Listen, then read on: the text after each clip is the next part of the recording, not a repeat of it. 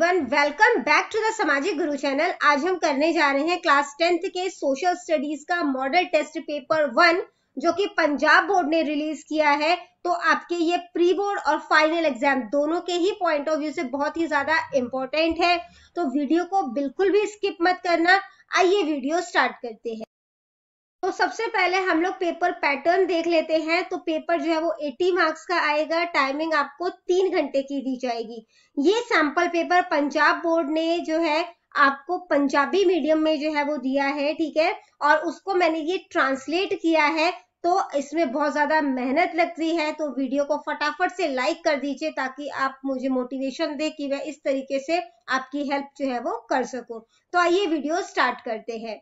पहला क्वेश्चन है part A से मल्टीपल चॉइस क्वेश्चन। टोटल यहाँ पे आपसे 12 एमसीक्यूज जो है वो पूछे जाएंगे, ठीक है। तो 12 into 1 इज इक्वल टू 12, ठीक है।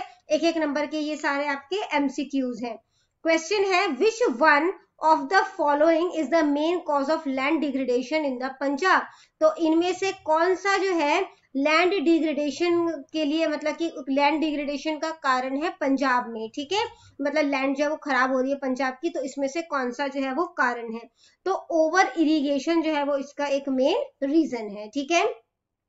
अगला क्वेश्चन है Mumbai high is a. Mumbai high जो है वो क्या है? मुंबई हाई एक ऑयल प्रोड्यूसिंग रीजन है। नेक्स्ट क्वेश्चन है what is public debt. Public debt जो है वो क्या होता है? तो जो भी लोन जो है वो गवर्नमेंट लेती है उसको पब्लिक डेट कहते हैं, ठीक है। तो all loan taken by the government. Next है monetary policy of the government deals with. तो गवर्नमेंट की जो मॉनेटरी पॉलिसी है वो किस चीज से डील करता है?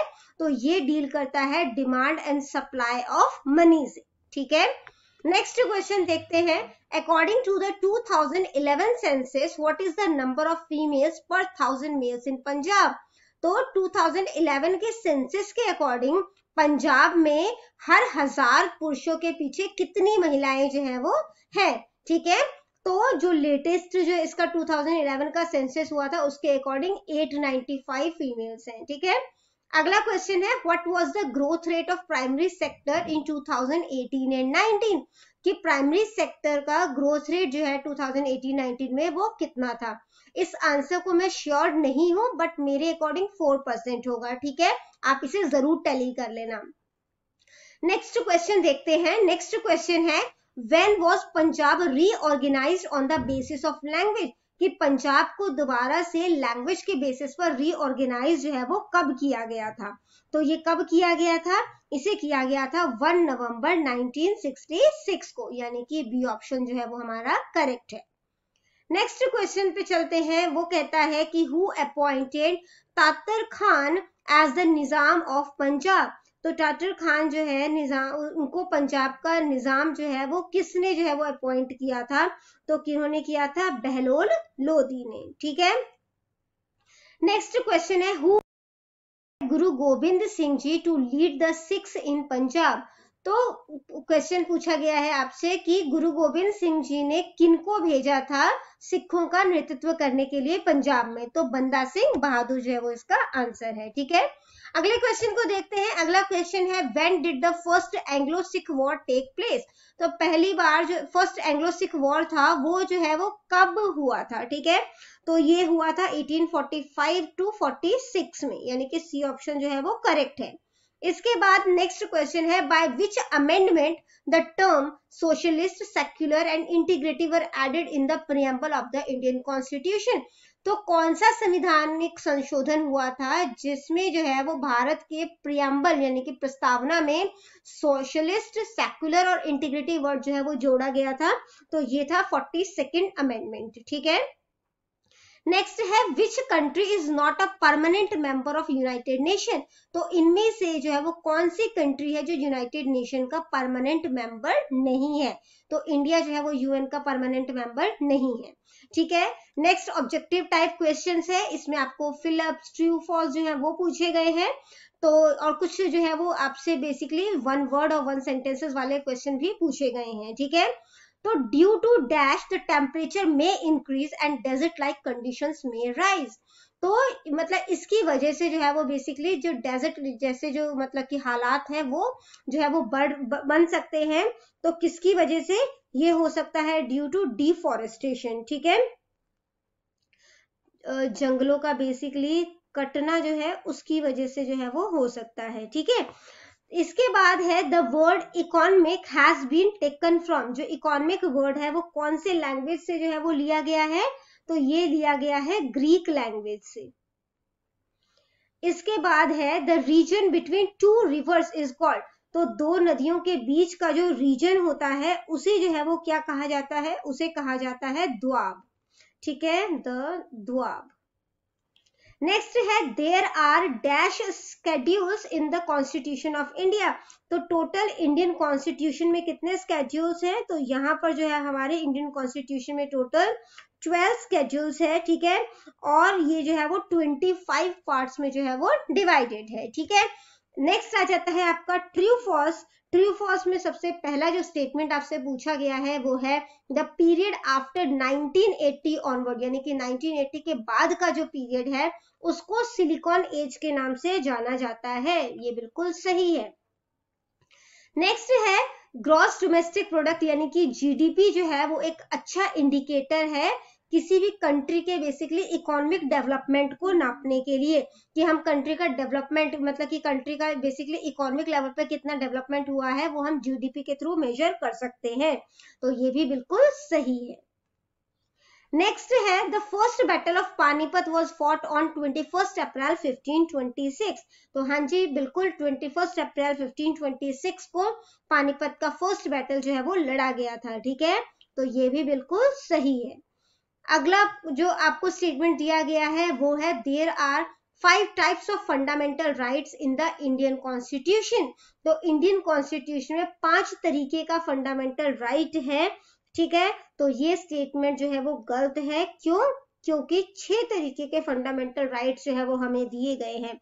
सबसे पहला जो है वो है राइट टू इक्वालिटी, फिर है right to freedom, right against exploitation, right to freedom, ठीक है, ऑफ रिलीजन। इसके अलावा जो है वो आपका आ जाता है कल्चरल एंड एजुकेशनल राइट, और उसके बाद आ जाता है राइट टू कॉन्स्टिट्यूशनल रिमेडीज, ठीक है। नेक्स्ट जो है वो आपको 1 वर्ड या 1 सेंटेंस में जो है वो आंसर करना है। तो पहला यहाँ पे जो बेसिकली 9th क्वेश्चन है वो कहता है कि भेल की फुल फॉर्म जो है वो क्या है? तो ये होती है भारत हैवी इलेक्ट्रिकल्स लिमिटेड, ठीक है। नेक्स्ट क्वेश्चन है what is meant by private sector, private sector से आप क्या समझते हो? तो private sectors are owned by private person for profit motive, private persons for profit motive, ठीक है, यानी कि प्राइवेट सेक्टर्स जो है वो बेसिकली जो है वो प्रॉफिट मोटिव से कोई प्राइवेट पर्सन जो है वो करता है, ठीक है, owned by private person for profit motives, ठीक है। इसके बाद जो है अगला क्वेश्चन है who was the successor of Maharaja Ranjit Singh, तो महाराजा रंजीत सिंह के सक्सेसर जो है वो कौन थे? खड़क सिंह, ठीक है, खड़क सिंह, ठीक है। अगला जो क्वेश्चन है वो है what do you mean by Panchsheel, आप पंचशील से जो है वो क्या समझते हैं? तो बेसिकली जो पंचशील है वो हमारे जो भारत के प्रधानमंत्री थे उस टाइम के पंडित नेहरू, और जो चाइना के प्राइम मिनिस्टर थे उस टाइम के, उन्होंने एक अग्रीमेंट साइन किया था, ठीक है, तिब्बत में 29 अप्रैल को, ठीक है, 1954 को, और उसमें बेसिकली उन्होंने 5 सिद्धांतों को जो है वो एक्सेप्ट किया था, स्वीकार किया था, और उसी को हम जो है वो पंचशील कहते हैं, ठीक है। नेक्स्ट आ जाता है आपका part C, answer each question in 30 to 50 words, तो ये आपके 3 नंबर के जो है वो क्वेश्चन है, ठीक है, और ये टोटल 8 क्वेश्चन है, तो 24 मार्क्स का आपका जो है वो ये होगा। अब यहाँ पर आपको क्वेश्चन पूछा गया है, right a short note on Sundarban. Sundarban के बारे में जो है वो आपने एक शॉर्ट नोट लिखना है। तो the Ganges Brahmaputra delta of Sundarban is the largest delta in the world. तो ये सबसे बड़ा डेल्टा है वर्ल्ड का, ठीक है। और ये जो है इसको Sundarban delta, Ganga delta, Brahmaputra delta या बंगाल डेल्टा के नाम से भी जाना जाता है। इसका जो है वो ग्लोबल इंपॉर्टेंस भी है। The royal Bengal tiger is a main animal found here. जो रॉयल बंगाल टाइगर है वो यहाँ पर जो है वो पाया जाता है। इट्स एरिया इज, और ये जो सुंदरबन डेल्टा है इसका एरिया 9630 किलोमीटर है, यानी कि 9630 स्क्वायर किलोमीटर है। It is the only mangrove habitat in the world, और वर्ल्ड में ये अकेला है जो है वो मैंग्रोव हैबिटेट है, ठीक है। नेक्स्ट है, what is the significance of border roads. तो बॉर्डर रोड्स की इंपॉर्टेंस क्या है वो बताना है। Border roads are those roads that are built in the border area. तो बेसिकली बॉर्डर एरिया में ये बॉर्डर रोड्स जो है वो बनाए जाते हैं for the defence of the country, ताकि कंट्री को बेसिकली सुरक्षा जो है वो प्रदान की जा सके। They are built by the border roads organisation और BRO, ठीक है। तो ये उनके द्वारा जो है वो बनाया जाता है। These roads have added the economic development of these border areas. तो बेसिकली बॉर्डर एरियाज के आसपास, मतलब जो बॉर्डर के आसपास के जो एरियाज हैं, बेसिकली उनको इकोनॉमिक डेवलपमेंट प्रोवाइड करने में इसने जो है वो एक अहम भूमिका निभाई है। And helped armed forces keep vigil in remote areas in north and north eastern part of the country. और बेसिकली इसके थ्रू जो है वो वहां पे नॉर्थ और नॉर्थ ईस्टर्न पार्ट जो है कंट्री का, उसमें ये बेसिकली उसको निगरानी रखते हैं, ठीक है।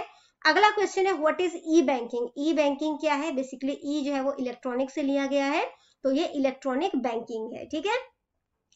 तो e banking is an electronic payment system that enables customer of a bank or other financial institution to conduct a range of financial transaction through the website of the financial institution। तो basically यहाँ पे अगर हम bank की बात कर रहे हैं तो बैंक फाइनेंशियल इंस्टीट्यूशन है हमारा, ठीक है। तो जो भी हमारा फाइनेंशियल इंस्टीट्यूशन है उस पे जो है हम बेसिकली इलेक्ट्रॉनिक पेमेंट के थ्रू जो है हम कस्टमर से, या जो है वो बेसिकली जो बैंक है वो कस्टमर से जो है वो डील कर सकता है, ठीक है। बैंकिंग में ATM, debit cards, credit card, internet banking, mobile banking, ठीक है। तो ये सारी चीजें जो है वो इंक्लूडेड है। और इसके अलावा आप बिना बैंक में जाए हुए जो है वो आप FD बनवा सकते हैं, RD बनवा सकते हैं, पेमेंट ट्रांसफर कर सकते हैं। अगला क्वेश्चन है, what has been the impact of globalisation on small producers in the country. तो ग्लोबलाइजेशन यानी कि वैश्वीकरण का छोटे जो उत्पादक हैं, स्मॉल प्रोड्यूसर्स हैं, उनके ऊपर क्या प्रभाव पड़ा, ठीक है। The policy of globalisation has adversely affected the small producer and the trader. तो इसको बहुत ज्यादा, जो स्मॉल प्रोड्यूसर और ट्रेडर्स हैं उनको बहुत ज्यादा प्रभावित किया है ग्लोबलाइजेशन ने। Many of such local producer whose produce was similar to that of imported one could not compete in producing and maintaining the quality of their product, and as a result have to lose their business। सारे जो local producer थे जिनका सामान जो है वो similar होता था इंपोर्टेड वाले सामान से, तो वो उनसे कंपटीशन जो है वो नहीं कर पाए, जिसकी वजह से क्या हुआ, या कह सकते हो बेसिकली उनकी जैसी क्वालिटी नहीं प्रोड्यूस कर पाए या उनके जैसा क्वालिटी नहीं दे पाए, तो जिसकी वजह से उन्हें जो है वो बिजनेस में घाटा होने लगा और एक टाइम के बाद वो बिजनेस जो है वो बंद हो गया, ठीक है। Give detail of the times spent by Guru Nanak Dev ji at Kartarpur. तो गुरु नानक देव जी द्वारा जो करतारपुर में समय बिताया गया था उसका विवरण जो है वो हमें देना है। नेक्स्ट क्वेश्चन है, what reforms were introduced in marriage ceremonies by Guru Amardas जी। तो क्वेश्चन है कि गुरु अमरदास जी ने विवाह समारोहों में क्या सुधार जो है वो किए थे, ठीक है। तो in the time of Guru Amar Das the caste system was prevalent in the society. तो गुरु अमरदास जी के समय में जो है वो समाज में जो है वो बेसिकली कास्ट सिस्टम जो है वो जाति प्रथा जो है वो प्रचलित थी। People did not marry outside their caste. लोग अपनी जाति से बाहर जो है वो शादी नहीं करते थे। गुरुजी believe that such rituals cause division among the people in society. तो गुरुजी का मानना था कि इस तरह के अनुष्ठान जो है वो लोगों और समाज में विभाजन जो है वो पैदा करते हैं। So he asked for intercaste marriages. तो उन्होंने जो है वो इंटरकास्ट मैरिज को जो है वो प्रमोट किया। He also improved the wedding ritual he started the practice of lava instead of फेरा। तो उन्होंने जो है वो फेरे के स्थान पर जो है वो लावा जो है उसकी प्रथा जो है वो भी स्टार्ट की, और उन्होंने जो वेडिंग रिचुअल्स है, ठीक है, जो शादी के जो रीति रिवाज है उनमें भी काफी सुधार किए। अगला क्वेश्चन है write about the question of Sindh. तो सिंध के क्वेश्चन के बारे में जो है वो आपने जो है वो नोट लिखना है। नेक्स्ट जो क्वेश्चन हमसे पूछा गया है, नेक्स्ट क्वेश्चन है describe the process of appointment of the chief minister of the state. तो स्टेट के चीफ मिनिस्टर का अपॉइंटमेंट जो है वो किस तरीके से होता है वो आपने बताना है। The real head of the state government is the chief minister. जो रियल हेड है स्टेट गवर्नमेंट का वो कौन होता है, चीफ मिनिस्टर होता है। The chief minister is appointed by the governor of the state, और इनका जो इनको अपॉइंट कौन करता है, स्टेट के गवर्नर ऐसे व्यक्ति को अपॉइंट करते हैं जो मेजॉरिटी पार्टी का या तो लीडर हो, ठीक है, या जो है वो लेजिस्लेटिव असेंबली में मेजॉरिटी को कमांड करते हो।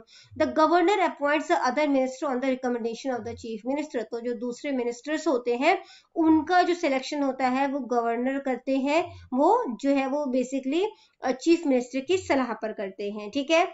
पार्ट डी, यहाँ पे आपने जो क्वेश्चन पूछे गए हैं 80 to 100 वर्ड्स में आंसर करना है, और यहाँ पर जो है वो आपको इंटरनल चॉइसेस दी जाएंगी, ठीक है।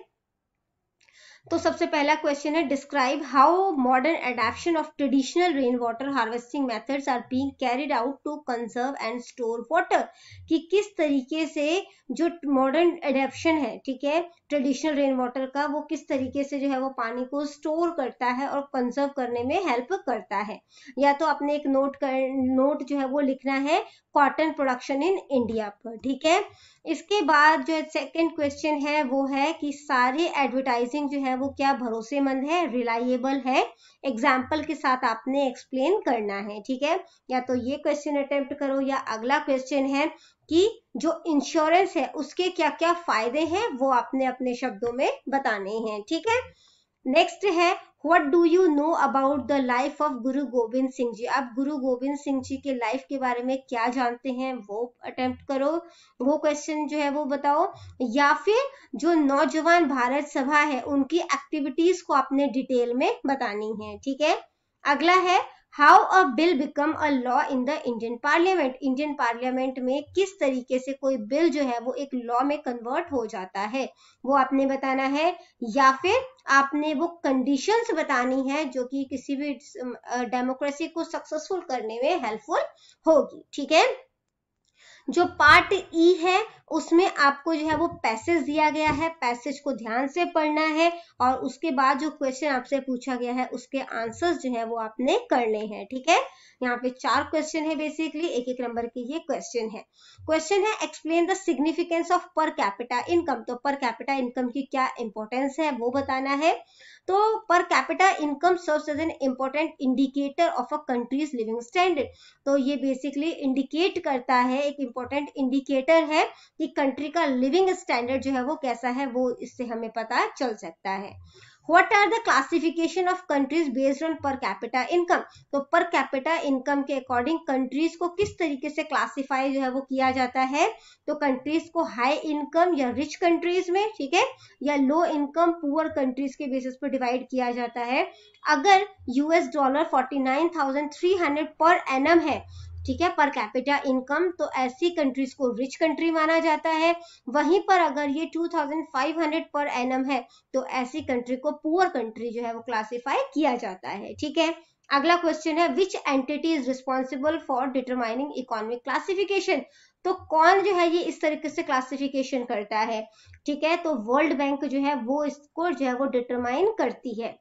नेक्स्ट क्वेश्चन है US dollar is the currency of which country. तो ये यूनाइटेड स्टेट की करेंसी है, ठीक है, United state of America. Next question जो है वो पार्ट एफ है मैप पॉइंटिंग का। यहाँ पे आपको जो है वो दो पार्ट में डिवाइडेड होगा ये क्वेश्चन। एक में आपको इंडिया का मैप दिया गया है, 6 जो है वो आपको जो है वो बेसिकली पॉइंट करने के लिए जो है वो नेम्स दिए गए हैं, उसमें से किसी 4 को आपने पॉइंट आउट करना है, ठीक है। 4 नंबर का है ये। इसी तरीके से फिर पंजाब का मैप आपको दिया जाएगा और उसमें भी आपने सेम तरीके से जो है वो पॉइंट आउट करना है, ठीक है। तो यहाँ पे जो है वो सबसे पहले जो है आपको जो है वो भांकड़ा नांगल डैम पूछा गया है कि भांकड़ा नांगल डैम जो है वो कहाँ पर है। तो बेसिकली भांकड़ा नांगल डैम जो है वो हिमाचल प्रदेश में है, ठीक है। तो कुछ इधर जो है वो इसका लोकेशन पड़ेगा आपका इस साइड जो है हम कह सकते हैं ये कुछ इधर इस साइड होगा, ठीक है। यहाँ पर जो है वो भांकड़ा नांगल डैम होगा आपका। तो यहाँ पे हम लिख देते हैं नंबर 1, ठीक है। इसके बाद जो है अब नेक्स्ट है चिल्का लेक। तो चिल्का लेक जो है वो कहाँ पर हमें देखने को मिलेगा, ये उड़ीसा में है, ठीक है। तो बेसिकली उड़ीसा जो है वो कहाँ पर है, ये जो दिख रही है ये जो चीज है ना, यहाँ पर ये जो है वो यहाँ पर चिल्का लेक है। ये नंबर 2 हो गया। इसके बाद है टी प्रोड्यूसिंग स्टेट। तो सबको पता है कि असम में चाय बहुत ज्यादा जो है वो उगती है ना। तो ये जो यहाँ पे इसको नंबर 3 कर देते हैं, ये टी प्रोड्यूसिंग स्टेट हो गया। बनाना प्रोड्यूसिंग स्टेट, तो बनाना जो है वो बेसिकली गुजरात में जो है वो पाया जाता है, ठीक है। तो गुजरात में यहाँ पर जो है वो हम नंबर 4 कर देते हैं। इसके बाद है ऑयल रिफाइनरी। ऑयल रिफाइनरी जो है वो गुजरात के जामनगर में, यहाँ पर जो है वो बेसिकली इसको नंबर 5 कर देते हैं। तो जामनगर जो है उसमें जो है वो मिलेगा, ठीक है। अगर दूसरा कोई और लोकेशन आप बताना चाहो तो जो केरला के कोची में जो है वो आपको जो है वो देखने को मिल जाएगा, ठीक है। यहाँ पर जो है ये भी नंबर 5 हो गया, ये भी ऑयल रिफाइनरी है। नेक्स्ट आ जाता है कॉटन टेक्सटाइल इंडस्ट्री। तो कॉटन टेक्सटाइल इंडस्ट्री जो है वो आपको बेसिकली कहाँ देखने को मिलेगा, कॉटन ज्यादा उगेगी तो कॉटन गुजरात में भी जो है वो काफी क्वांटिटी में जो है वो उगता है। तो कुछ इस लोकेशन पर जो है, ठीक है, यहाँ पर जो है वो आपको जो है वो यहाँ पे देखने को मिल जाएगा कॉटन टेक्सटाइल इंडस्ट्री, ठीक है। तो ये हो गया हमारा नंबर 6। नेक्स्ट मैप पे चलते हैं। नेक्स्ट मैप जो है उसमें आपसे पूछा गया है किसी 4 प्लेसेस को अगेन आपने जो है वो पंजाब के मैप पर जो है वो आपने बताना है।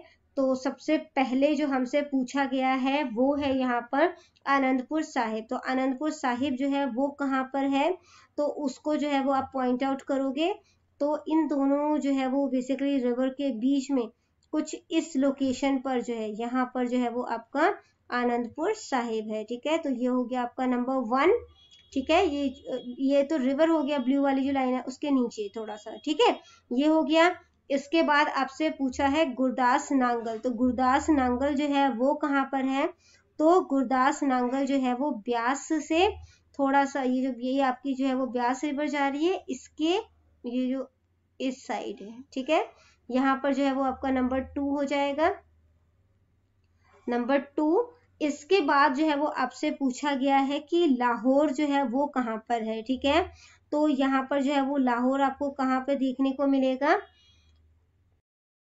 कुछ यहाँ पर जो है वो आपको लाहौर देखने को मिलेगा, ठीक है। यहाँ पर नंबर 3 इस साइड जो है वो लाहौर हो गया आपका। इसके बाद आता है बद्वाल।